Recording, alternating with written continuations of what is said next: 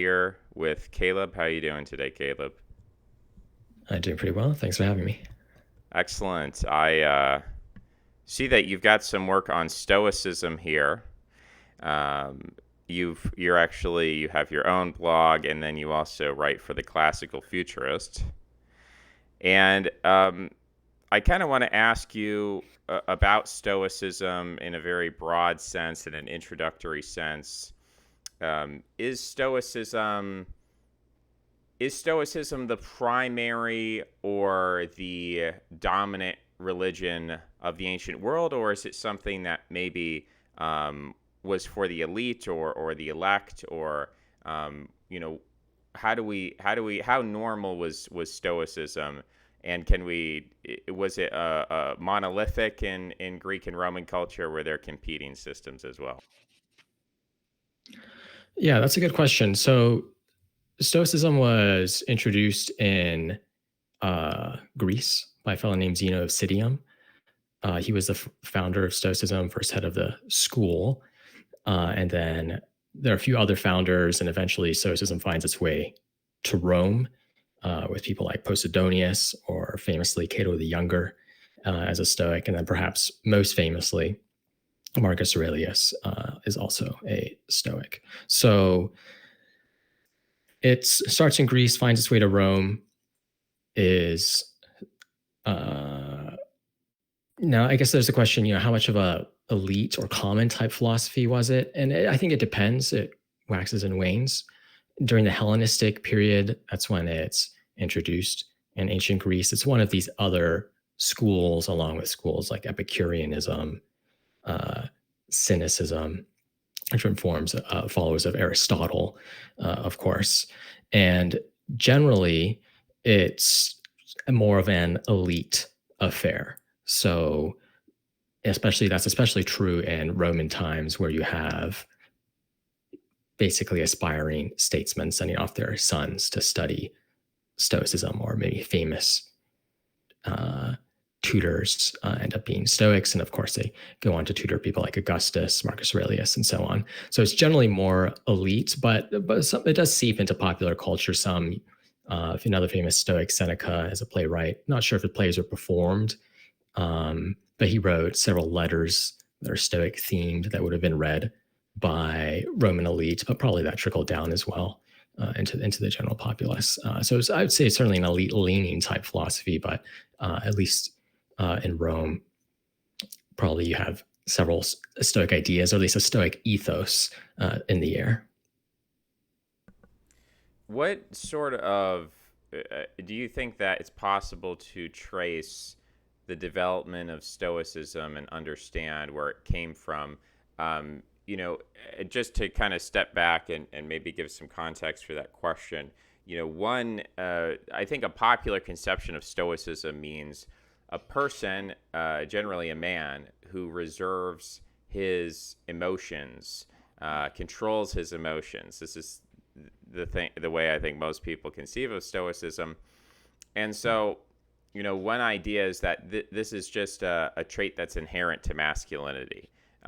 Maybe it's more inherent to warrior cultures or particular types of culture, nomadic cultures maybe. But this is a particular masculine archetype or masculine virtue that predates any kind of you know written tradition or the writings of Plato or something, and that it's this ancient archetypal idea, and then ultimately it's formalized and made abstract and understood through these early philosophers, but that the ultimate origins of it go back much further. Um, how do you conceptualize that? Do you think of Stoicism as a technology, as an invention, as a discovery that the Greeks were making, or do you see it more as a formalization of pre-existing cultural norms? Yeah, that's an interesting question too. Um, well, I think so. Stoics were known for their application of reason, seeing reason embodied in all things. And that's roughly the route by which one comes to master one's emotions, say one might popularly say using Stoicism. Essentially your goal is to see the world as it is, come to correct judgments, and those correct judgments are ultimately what emotions are made up of. So you have the popular caricature of the Stoic perhaps as someone who's level-headed, perhaps even non-emotional. Those Stoics would, I think, rightly contest that picture of someone, uh, and that comes through the application of reason. And then the larger question you're pointing at is this some underlying archetype that the Stoics are uncovering, or something of this sort, or do they properly discover something? My sense is that there's a proper discovery that may not be entirely unique to Stoics as such, but you do see a general move, I think, in Greek culture from the oral to the written tradition. And I think this is a fairly common thought, is that the written uh, tradition in some way cemented the logos, as it were, cemented these like pictures of order, of reason being inherent in the universe, and perhaps downgraded past focuses on something that is like the prior era of Greek warriors, as perhaps best captured by Achilles and such. Now you have people who are closer to generalists, aristocrat types, and of course I think this focus on coming to understand the world that may have been, it's not, I mean, putting it at that kind of level of abstraction is somewhat difficult. And I think one needs to be more concrete here, but there is something novel, I think, in the Greek focus on inquiry and coming to understand the world. And that's a part of Stoicism, but it's certainly not unique to Stoicism. So a bit of a long-winded answer perhaps, but I think that's generally where I take that question. What Yeah, I is? mean, what do you think about that? Oh, I Can was I just just toss that gonna. back to you? Like, I think that um, Achilles was somebody that I think of as the oppositional figure to Stoicism, and it's Achilles is this difficult character. He reminds me of Pentheus in the Bacchae by Euripides, where mhm, he is in this position of authority. He's in a position of strength. He's in a position that the Greeks would have naturally understood as, um, worthy of respect, or having some sort of virtue. But there's also these tragic elements. There are these, and so when we talk about the birth of tragedy, why did that, what we call, the high culture of Greece, this tragic form of story, Oedipus Rex and many others, why were the Greeks interested in depicting men who would otherwise be sort of hero coded? Like, these were men who were strong, and they were imperial, and they were in charge, and they had the right mhm. lineage and so on. They were born of the gods. And yet there's something tragic. They have some kind of fatal flaw.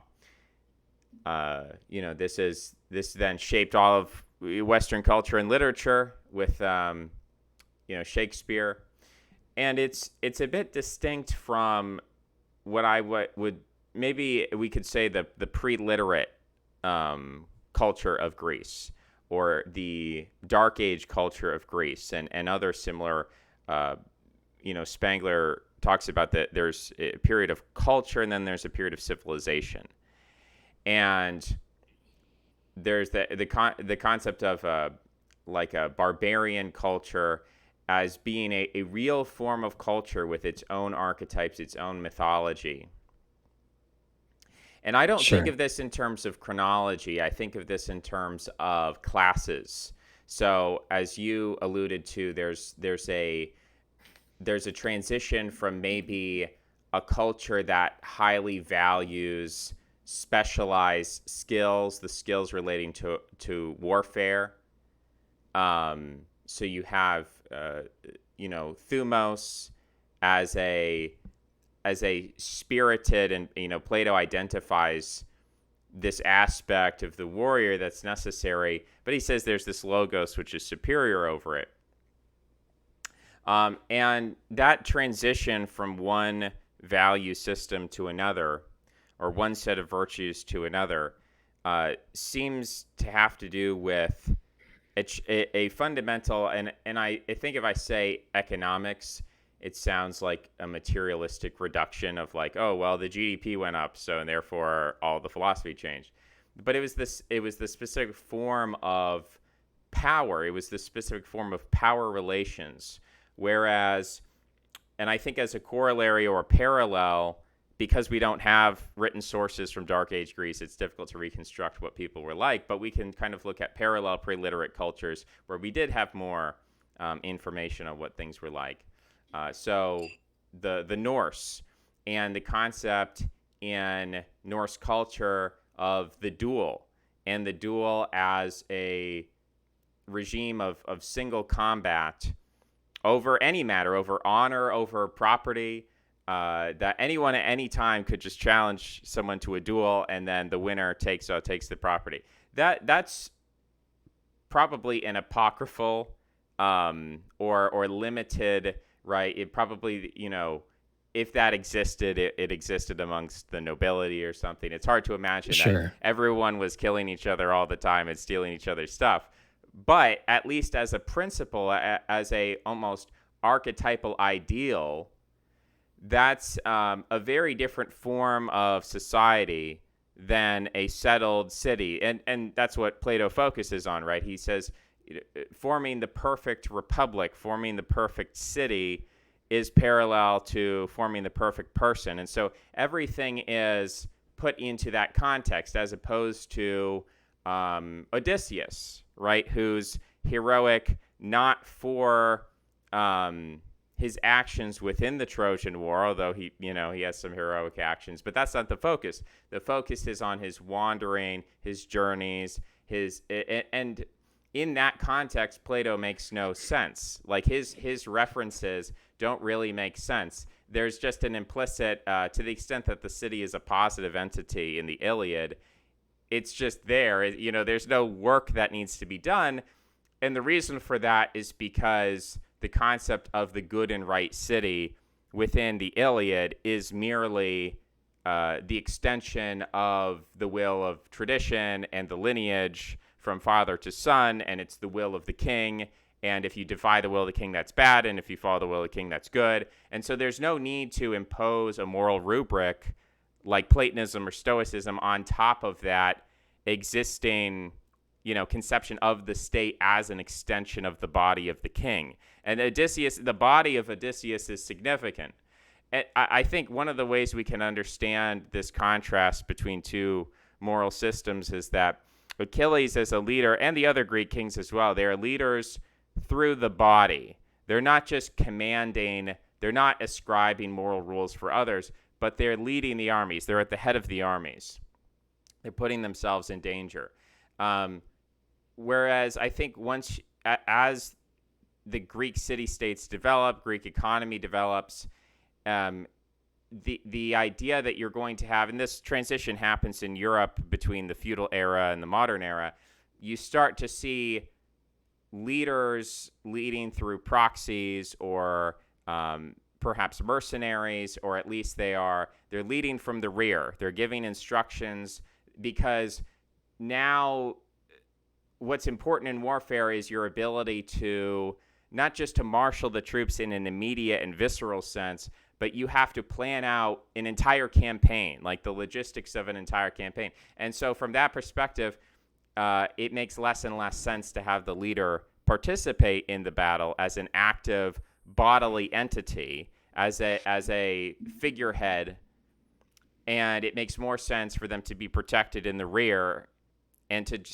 logistically lead the troops. And of course, the value Sure. of writing, of sending messages back and forth. I think the marathon comes from the idea that there was maybe it wasn't a written message, but maybe it was orally transmitted. But I guess the idea I'm pointing to is that technology and economies of scale change the relationship between the leader of a kingdom and his subjects. And you're pointing to the concept of the logos and the written word as significant. I think it is significant. Um, so yeah, that's kind of my feeling so far about Stoicism as yeah, I think there probably is something there that it's tapping into pre-existing archetypes, but I think then there's also components where um, there's genuine shifts going on in Greek culture that allow for the development Sure. of Stoicism. Um, Yeah, I think that's right. I mean, I should say, in terms of leading from the rear and such, uh, of course, Stoicism emerged in a world where that trend was occurring and perhaps was to some extent realized in Rome towards the late Empire. But many of the s- critical Stoic figures, they and figures they admired, did have experience on the battlefield, whether it's Socrates or Cato the Younger. So perhaps it plays a part in that trend, but I wouldn't say it's coming towards a tail end or something of this sort. Maybe riffing off about a little bit of what you said, one framing on Stoicism is that it's a force that sort of unifies some other philosophical ideas. You think about Plato and having the three parts of the soul and such. Stoics are big on thinking that there's just one soul, it's unified, essentially by reason, and then applying because they've made that unification, reasoning in a more perhaps universal type way. That's one aspect of the philosophy. And then another perhaps related aspect is these ideas of cosmopolitanism, which the Stoics took from the uh, Cynics. Um, but this idea that, okay, so we have this shift from a pre-polis state to thinking of the polis, the city, as the center of the world, essentially the sort of thing that would give one's life, if you were a citizen, meaning. Um, and then this move to multi-city state and, of course, larger political entities. And I do think Stoicism plays a role in that sort of development and is an initial philosophy that makes sense of those, perhaps more than some of the other competing philosophies around, especially since you already have these more universal type ideas that can apply across city states. These ideas about what it is to be a good person is much larger than being a good member of, say, your community of your city. Now you have this idea that you're a global citizen, a member of the cosmopolis, and as such, I think that kind of idea can spread more easily, perhaps, and of course is going to be appealing to elites, especially when they start developing empires. yeah, no, I agree with that. And it's interesting to me to look at different attempts to consolidate empires and in the process devaluing traditional religions. So in Iran, Zoroastrianism simplified mythology or reduced mythology to dualism between two gods and consolidated all the other gods into, you're either with Ahura Mazda or Angra Mainyu.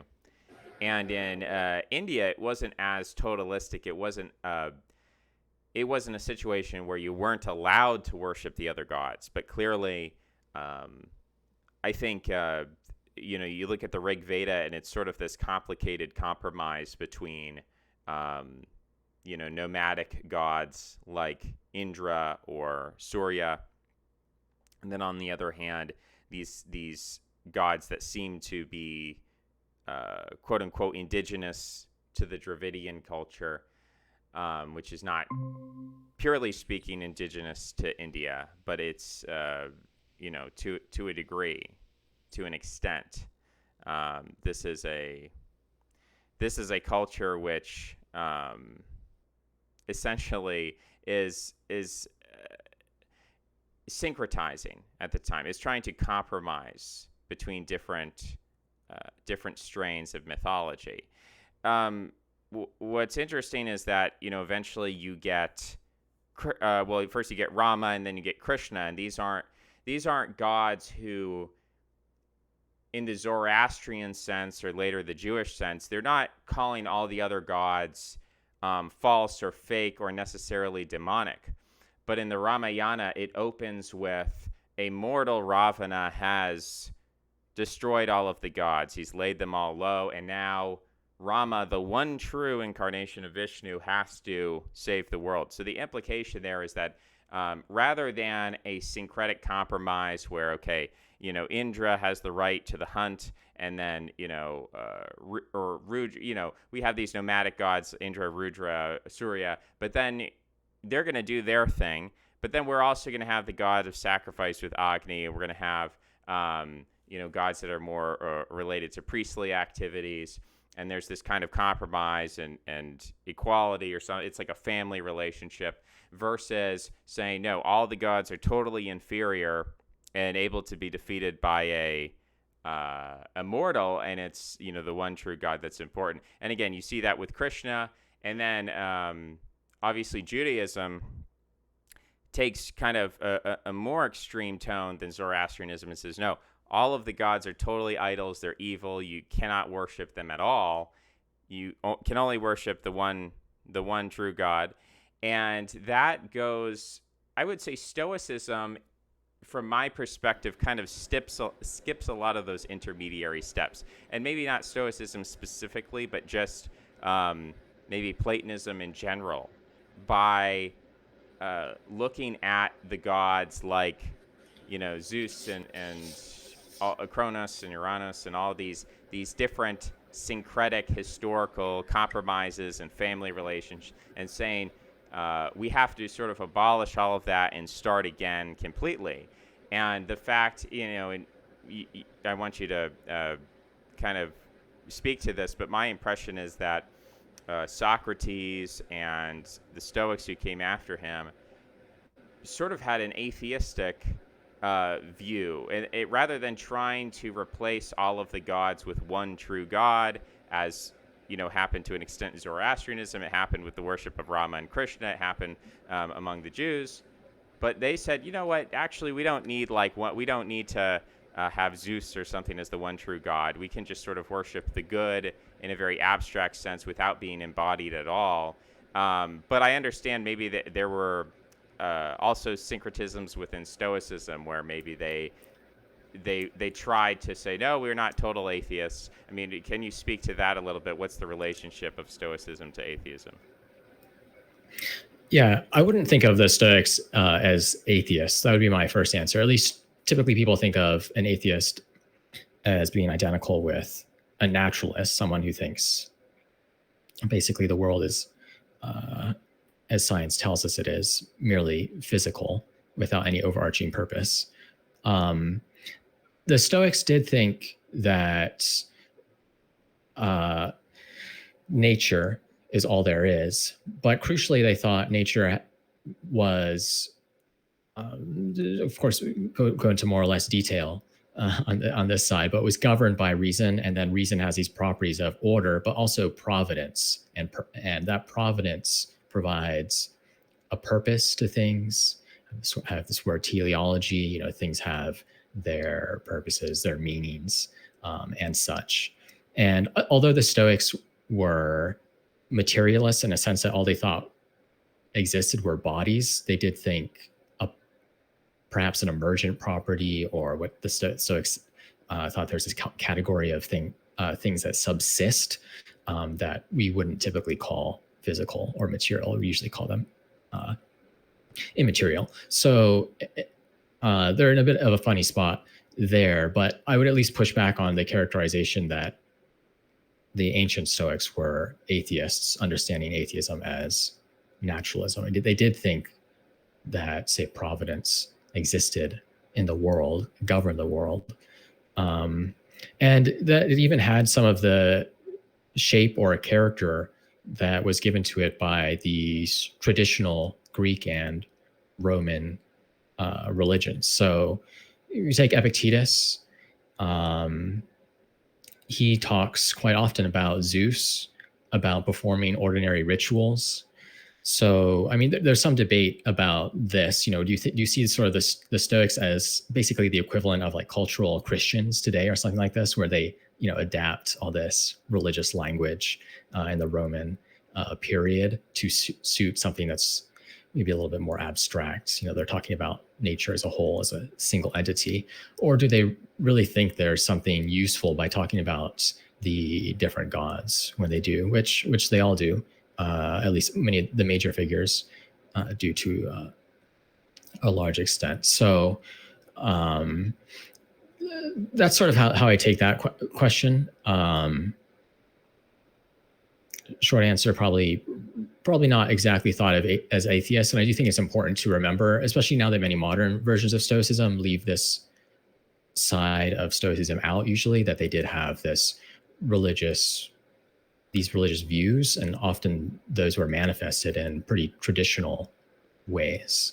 On the Stoicism side, Socrates is, of course, a complex character, but the Stoics would have seen themselves as following in his example. Socrates is one of the main sages, main models for the Stoics. Right, and I believe he was accused of atheism. And I suppose when I say atheism, I don't mean a spiritualism or a metaphysicalism, um, but that their relationship with the gods was not the traditional Dark Age Greek, pre-Socratic view, or even when I say pre-Socratic, I mean, was Heraclitus a traditional Greek pagan, or even Hesiod, right? Hesiod, you could look back, and even Homer, right? I would look at Hesiod and Homer as transitional figures rather than saying that, these two are the creme de la creme of a Dark Age Greek pagan worldview. I actually think that there, there's this element of criticism of the gods. There's this element where the gods are seen as flawed. They're not seen as pure archetypes. They're not seen as agents of authority or heroes, but they're seen as these fallible, competing, squabbling creatures, rather than, you look at a culture with real theistic belief, and generally the gods are held to be above reproach, and certainly there's a fear of wrath of depicting the gods as anything other than almighty and all-powerful. You're likely to get punished for that because the gods are vengeful. And that's true, I think, in the Jewish monotheistic tradition, but I think it's also true in the Babylonian tradition. It's true in Mesoamerican traditions, that there is a sacredness applied to the gods. It's not to say that the stories aren't odd, like the stories of the Egyptian gods. Obviously, the contest between Horus and Seth, there's some odd, weird things in there. There's incestuous relationships, and there's sexual intrigue and things, which maybe the average person would have thought was strange on some level, but they had to accept it because the gods were exceptional. And similarly, when the Egyptian royal house declared themselves to be the incarnations of gods and they practiced incest, there was no revolution against them, if such a thing was conceivable, because, well, they are incarnations of gods and the gods are above reproach. But I think Hesiod and Homer creating those myths of the gods, which, they're myths in a certain sense, but in the original sense of myth as a sacred story which is above reproach. Now, it's not to say that they don't change over time, evolve, or mutate and syncretize with other stories, but it's to say that there's a fundamental difference between a heroic story of like the slaying of Tiamat, or the heroism of Samson or something, the heroism of Heracles, right? And Heracles is, in many ways, you could say, a flawed figure. But it's the story of Heracles is ultimately about the power of a demigod overcoming these trials and showing these masculine virtues and being someone worth emulating and also being an ancestor of kings. So there is this veneration of Heracles that maybe this is all on a spectrum of authority, but that's quite different from these depictions of the gods by Homer and even Hesiod. And Homer and Hesiod clearly are not atheists, but they're almost like critical theorists, critical theists. It's too Freudian, but critical theists in that they believe in the gods, they think they're important, but they choose to depict them in ways that are less than savory. And that tradition then comes to dominate Greece. And then by the time you get to Socrates, or even before, Heraclitus or something, you start to get people who are saying, well, maybe we have to throw out some of this cosmology, or why should we place blind faith in this, the idea that, this is how the universe came about. Maybe we can come up with a more scientific theory, a more materialistic theory. So I think it's Sure. a very long transition. It's a gradual transition with ups and downs. And like you're saying, the Stoics, they talked about gods, but I guess what I'm suggesting is they talked about them in a very different way. And I guess my original point, which is that in the Hindu tradition, Rama and Krishna sort of just override all of the other gods. In the same way, when you speak of providence in Stoicism, it sounds like, well, yes, there are these gods and so on, and they might be particular instantiations of providence or whatever. But there is this kind of one good. There is this Platonic good that reigns above them all, and they're sort of servants of this good in one way or another. Sure. Yeah. So I agree with that. Maybe one way to think about the transition is uh, gods become bigger over time, which is just to say they become more dominant in whatever hierarchy there is of gods, but also they become not just gods of the household, gods of the city, but gods of the world, the universe, and such. So there's, of course, I think you can have some quibbles with that picture, but in general, something like that picture seems right to me. And the Stoics were a part, I think, of that process. You can see it.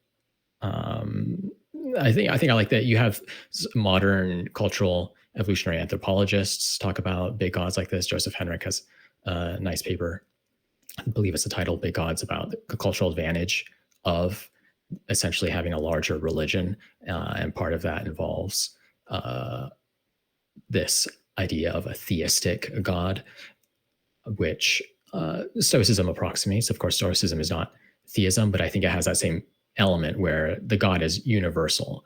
Nature is fundamental, bedrock. Nature is God for everyone.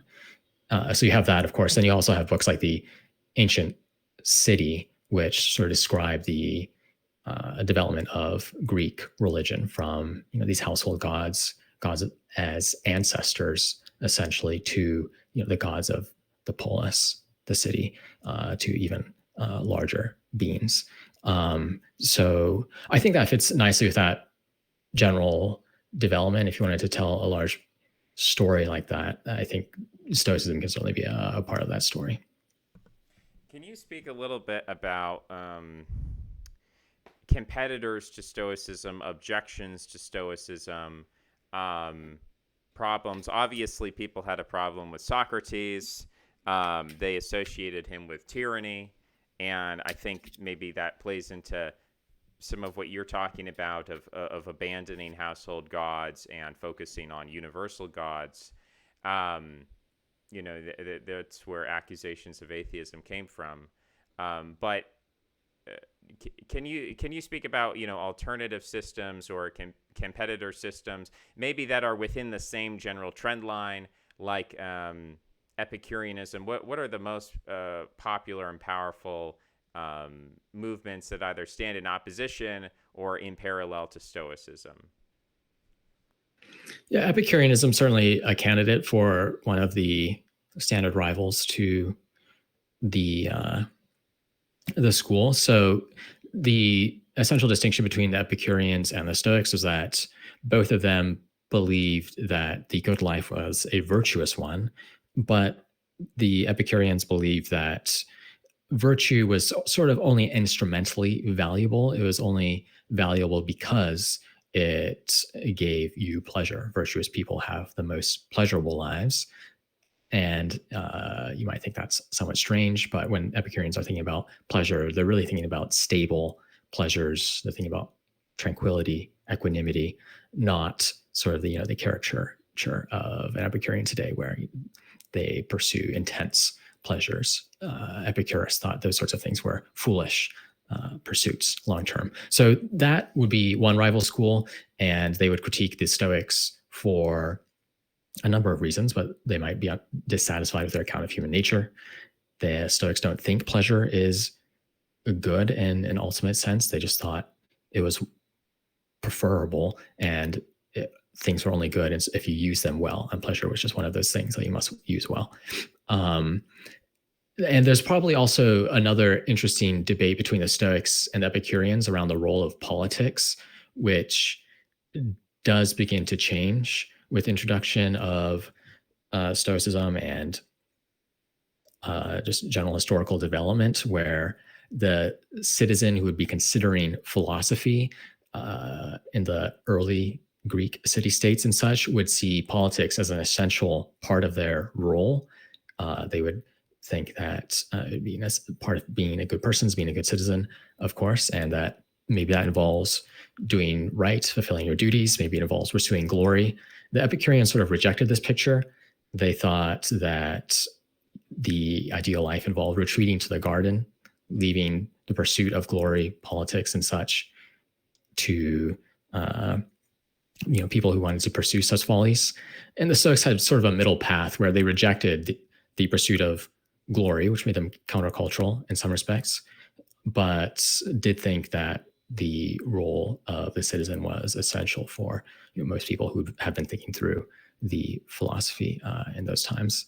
So I think that that's a crucial debate, and one you see pop up again and again throughout different places, both amongst intellectuals and intellectuals thinking about positions of tutorship, whether they're tutoring statesmen, merchants, what have you. Yeah. Do you want to go? Do you have a specific objection in mind, or A specific uh, objection, yeah, or to or like rival a school? prescriptive argument against Stoicism, why Stoicism is bad. Um, yeah, I mean, I think that I guess what I would say is that Stoicism, and this is inherited from Platonism, so it's not necessarily unique to Stoicism. But Stoicism has this conception that if man is led by his passions, he is a slave. He is, a dog being driven by his passions. So Stoicism ostensibly is a doctrine which is intended to liberate people from slavery, enslavement by the passions. Um, this, I think, is somewhat of a semantic or rhetorical trick. Um, and it certainly, I think it's become so popular and powerful that it now seems intuitive because it's so baked into, obviously, Christianity is clearly inherited. You cannot serve two masters. And so, to serve Christ is to be liberated, to be free. Christ will save you from the slavery to your passions, which leads to hell. Now, in some ways, Christianity is a distillation or a radicalization of Stoicism. That whereas the Stoics would kind of say in this karmic, naturalistic, or maybe not naturalistic, but in a cause and effect in the real world, not when you die, not necessarily reincarnation or something. They may have believed in it, but they said, in this life, if you excessively seek after your own pleasures and your own desires, your own passions, it's going to make your life worse. You're going to become miserable because eventually you're going to find you're not satisfied. And actually, ancient Judaism also had this concept with Solomon. Solomon, he has all these wives, he has all this wealth, he has everything anyone could Mhm. ever want. And yet he writes, without God, it is meaningless. It's nihilistic. It's, I've come to this ennui. I've come to feel that material things don't matter. And there's this sense of exhaustion when you pursue your passions too thoroughly, that you're going to burn out. And so if you want to live, if you want the eudaimonia, if you want the good life, if you want as much pleasure as possible over as long a period of time, you have to limit your consumption. You have to discipline yourself so that and Christianity has this concept with marriage where again, Christianity sort of goes farther than Stoicism in just saying, like, you shouldn't just be immoderate with sex. Actually, it would be best to be completely celibate. But there's this compromise that says, well, yes, it would be best to be celibate, but because you can't restrict yourself from all pleasure, then you have to be monogamous. You have to be married, and then you can obtain that pleasure within this institution. And so, as much as there's a rhetorical and a semantic attempt to depict all of this as a liberation from the slavery of the passions, there's an inverse way to look at all of this, which is to say that, the man who is free is the one who is able to pursue his passions. And even, again, there's a contradiction here because, if your passion is following Jesus, or your passion is eudaimonia, your passion is for Stoicism, then there's almost, and I think Schopenhauer speaks to this, and obviously Nietzsche afterward, of, well, the will to be good, the will to be moral, where does that come from? And, Nietzsche says it's the will to be moral is actually, at a deeper level, a disguised will to power. And this is and Schopenhauer before him says it's the will to life. Everybody wants to live, and the passions are excretions of or emanations of this will to live. And so if that is what freedom is fundamentally, the freedom to enact your will, whether that will is to serve other people, to serve yourself, whatever, then there's a sense in which a Christian worldview or a Stoic worldview allows the state, through this imperial religion, to exercise its will as an entity more thoroughly. Because if people are cosmopolitan, if they're universal, if they're letting go of their petty particularisms of this tribe and that tribe, and I'm from this lineage and I'm from this clan, if people can put that aside and agree on a mutual language of the universal good, then the state becomes more cohesive. There's less internal conflict. Things work more smoothly. People can understand each other. They're using a common moral framework. It makes it easier to have courts and to have law and to have this concept of the objective arbiter, of the judge. So all of that is good for the state. And states which have adopted these philosophies have been more successful than the states which have this highly idiosyncratic, traditional, unchanging particularism. It's almost like a nominalism of blood, right? He's the king. Why? Because he's descended from such and such. Okay, well, there's no appeal to virtue there. There's no appeal to ability or merit.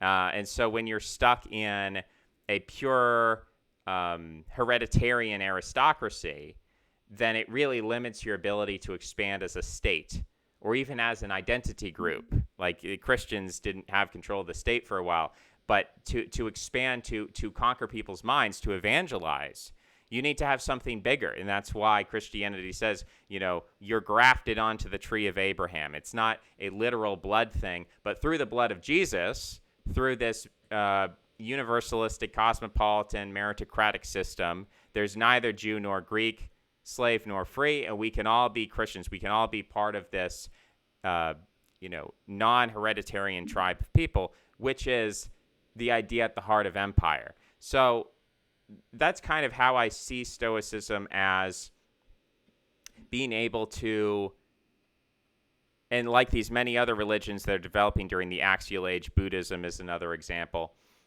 These religions are attempting to deal with the problem of empire from both ends.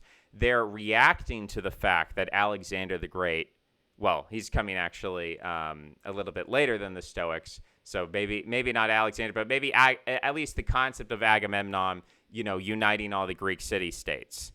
So that mythological concept, whether it was historically ever real that Greece was a united, military entity, but at least theoretically, the concept that there could be such a thing, there could be such an empire, and some of that probably was derived from the Parthians and the Persians looking at them as an ideal and saying, how could this apply to Greece? Well, we would need something like Zoroastrianism. And I'm not suggesting that this was like a conscious conspiracy that some guys got together and they figured this out in a scientific manner and then, esoterically hid that knowledge and then exoterically just preached this message. I suppose it's conceivable. You'd have to give these people a lot of credit and that they'd be very Machiavellian.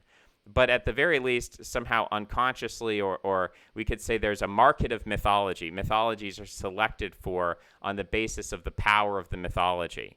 And there are certain incentive structures surrounding the mythology that promote it or disincentivize it. And this is how we get the rise and fall of religions, that some religions deal better with certain problems than others.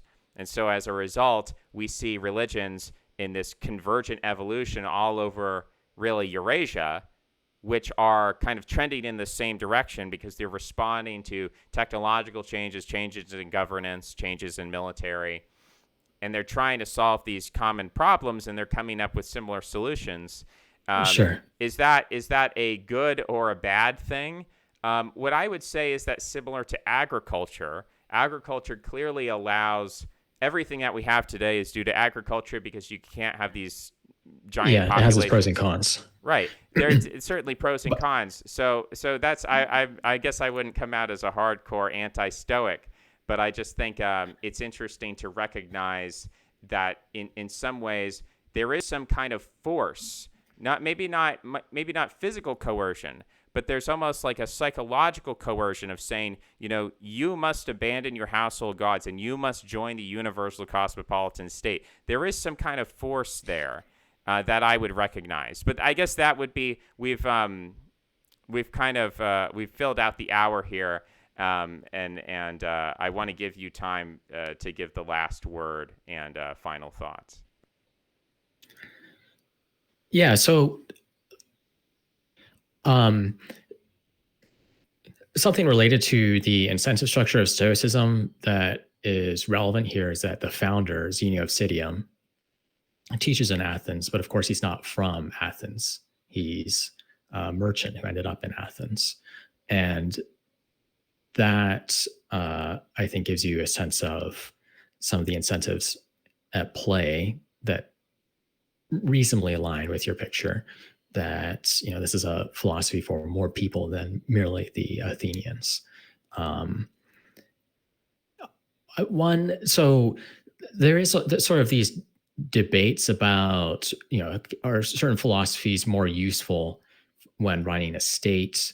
How can a state channel its will through the people, through its ideology and such? One distinction between Stoicism and Christianity is that Stoicism was largely more of an elitist philosophy. It's not for in theory, it can apply to the common man, but at least as far as Greek and Roman society went, it largely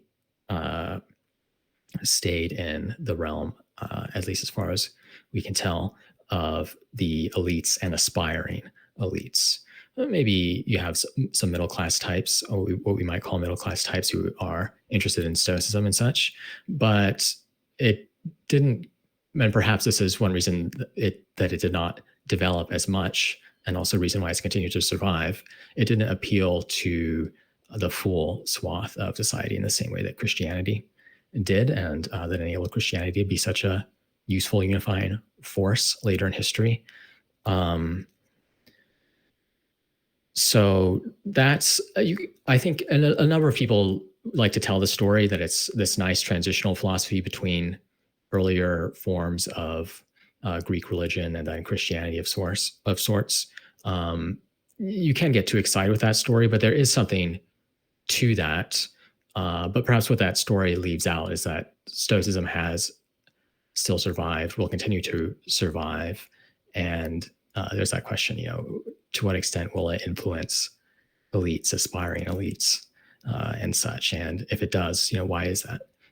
So I think those are the questions that I'm interested in. Excellent.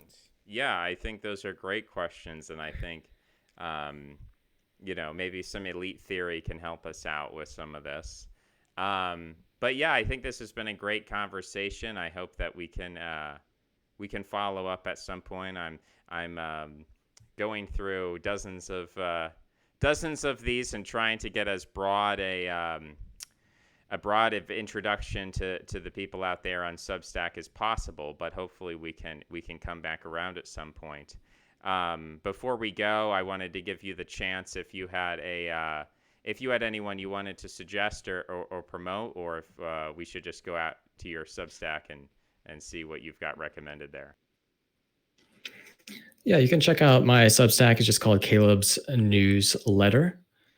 And then in terms of other people on Substack who I think do great work, there's Conrad Bastable, who writes infrequently but generally writes excellent things. And then also on the Stoicism ancient philosophy beat, there's Andrew Perlow. So check them out as well.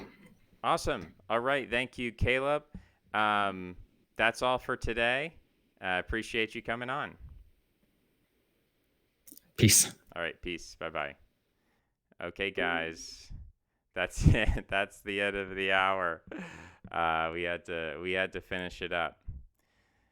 It was a nerve-wracking deadline, but we got it in. We got everything in that we wanted to get in. If you guys like this one, make sure to hit the like button, restack, follow Caleb. What else do you have to do? Comment. You got to comment. Anyway, guys, appreciate you. Take care. Bye-bye.